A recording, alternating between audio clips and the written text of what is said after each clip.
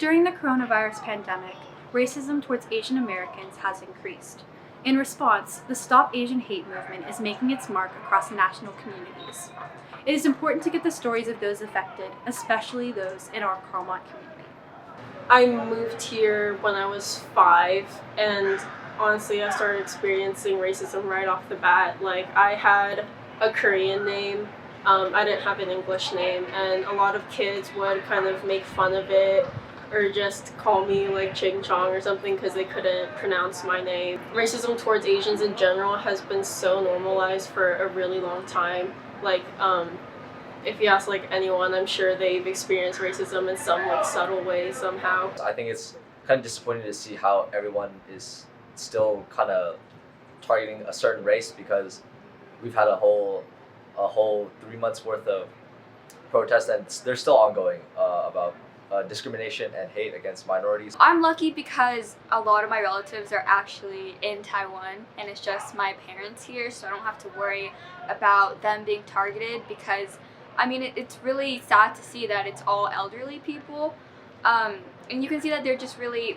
it's a bunch of cowards, and they're fighting against like the only people who can't really defend themselves and the most vulnerable people in our community, and that's who they're targeting. I think it's helpful in spreading awareness, but at the end of the day, it's spreading it through social media isn't going to do much to really end or slow down the spread of racism and hate. Seeing people go to rallies and stuff like that, that's I think that's really helpful, knowing that you do have your peer support. And I've had a lot of conversations with different people about what's been going on, and I think that's a really good thing to do outside of social media too, to talk to real people. It kind of makes me sad because some of the racism I see is actually from like other Asian people. Like, it's this stemming from internalized racism, where they're also going at these jokes that are kind of derogatory toward us because they kind of want to be accepted by like white people. I think that people should recognize where this hate is coming from and who's giving the hate, I guess.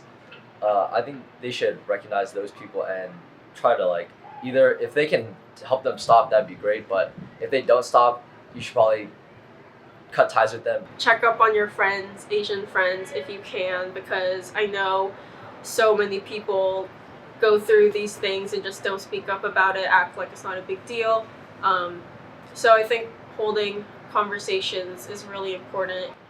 It's hard to like think that you'll never really be what people think is an American, like at first glance. Be proactive, really listen to Asian voices because they're the ones who know what they're talking about, and try not to really speak for someone because you never know what they're going through. And you might kind of think that, oh, this is really sudden.